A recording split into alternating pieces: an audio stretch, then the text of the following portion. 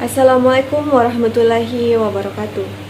Perkenalkan, nama saya Jasriana dari kelas PBS 5C dengan NIM 2204020069. Jadi dalam video kali ini saya akan membahas mengenai salah satu jurnal yang telah dipublikasikan, yang mana ini merupakan salah satu tugas mata kuliah Uang dan Bank dosen pembimbing Ibu Jumarni ST ME SI.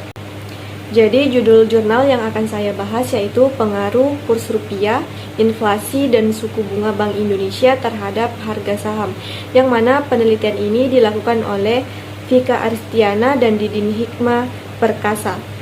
Adapun yang melatar belakangi dalam penelitian ini ialah pasar modal dan sektor perbankan memiliki peranan penting bagi perekonomian Indonesia. Pasar modal menjadi sumber pendanaan bagi emiten dan peluang investasi bagi investor, sementara perbankan menjadi penggerak ekonomi melalui penyaluran kredit dan pengelolaan simpanan. Namun kedua sektor ini dipengaruhi oleh faktor makroekonomi seperti kurs rupiah, inflasi, dan suku bunga Bank Indonesia. Nilai tukar atau nilai kurs merupakan pertukaran mata uang yang berbeda di berbagai negara. Perubahan nilai kurs ini sangat berperan penting dalam pertumbuhan ekonomi karena dapat mempengaruhi harga pokok maupun jasa dalam luar negeri maupun luar negeri. Inflasi merupakan kenaikan harga produk atau jasa secara terus-menerus sehingga akan mempengaruhi pertumbuhan ekonomi. Kenaikan inflasi merupakan sinyal negatif bagi emiten karena harga bahan baku akan mengalami peningkatan.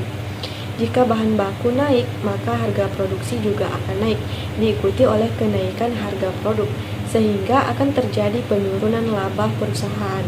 Jika terjadi penurunan laba perusahaan, maka saham juga akan menurun. Sebaliknya, apabila tingkat inflasi menurun, merupakan sinyal positif bagi emiten karena daya beli masyarakat akan meningkat. Maka dari itu, penelitian ini bertujuan untuk menganalisis pengaruh kurs rupiah, inflasi, dan suku bunga Bank Indonesia terhadap saham subsektor perbankan di Bursa Efek Indonesia selama periode tahun 2020 sampai 2022. Penelitian ini penting untuk memahami dampak variabel makroekonomi terhadap pasar modal khususnya pada sektor perbankan. Adapun metode penelitian dalam jurnal ini menggunakan pendekatan kuantitatif dengan jenis penelitian verifikatif. Kemudian data yang diambil dari 10 perusahaan perbankan yang terdaftar dalam Bursa Efek Indonesia dengan periode tahun 2020 sampai dengan tahun 2022. Adapun analisis yang digunakan menggunakan regresi linear berganda dengan menggunakan aplikasi SPSS. Selanjutnya kita masuk pada hasil penelitian dalam jurnal ini. Yang pertama dari hasil pengaruh nilai tukar atau nilai kurs terhadap harga saham.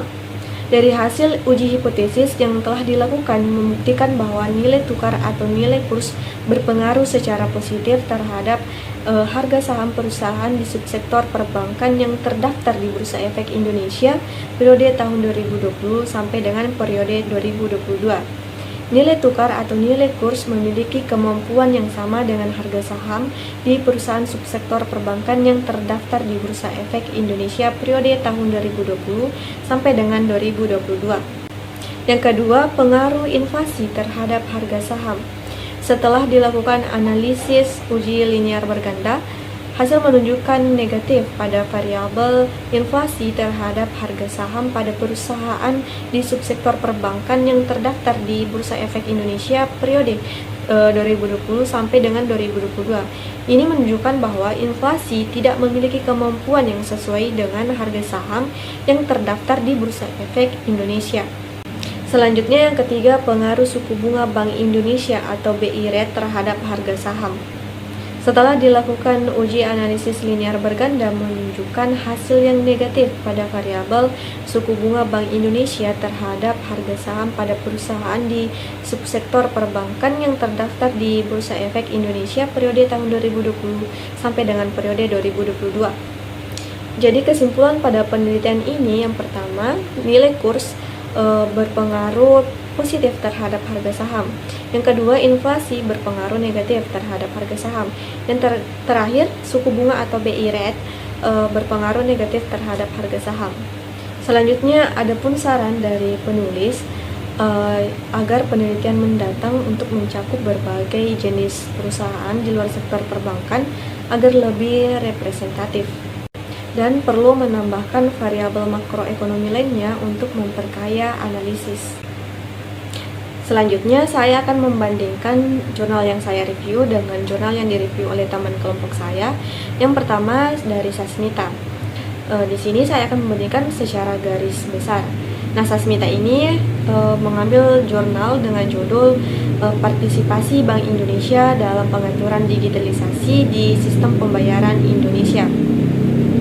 Nah, jurnal yang saya review tadi lebih mengarah pada analisis pengaruh nilai kurs, inflasi, dan suku bunga Bank Indonesia atau BI Rate terhadap harga saham perbankan.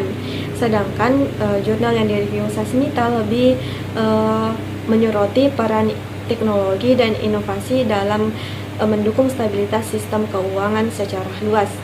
Tetapi keduanya saling berkaitan dengan upaya menciptakan stabilitas dan daya saing sektor keuangan, terutama melalui kebijakan Bank Indonesia. Selanjutnya, jurnal yang direview oleh Saudari Wanda Lestari, judulnya ialah Kewenangan Bank Indonesia dalam melakukan fungsi pengawasan pada lembaga keuangan pasca lahirnya Undang-Undang Nomor 21 Tahun 2011 tentang Otoritas Jasa Keuangan. Penelitian ini lebih mengkaji pada perubahan kewenangan Bank Indonesia dalam pengawasan lembaga keuangan bank setelah terbentuknya OJK. Fokus utamanya adalah pada fungsi regulasi dan pengawasan Bank Indonesia. Jika dikaitkan dengan review yang saya jurnal, keduanya menunjukkan pentingnya peran Bank Indonesia dalam menciptakan stabilitas ekonomi dan keuangan. BI Rate merupakan salah satu fokus penelitian harga saham, juga terkait dengan kebijakan Bank Indonesia sebagai regulator utama. Mungkin itu saja review jurnal dari saya. Apabila ada kesalahan kata, mohon dimaafkan. Wabillahi taufiq wal hidayah. Wassalamualaikum warahmatullahi wabarakatuh.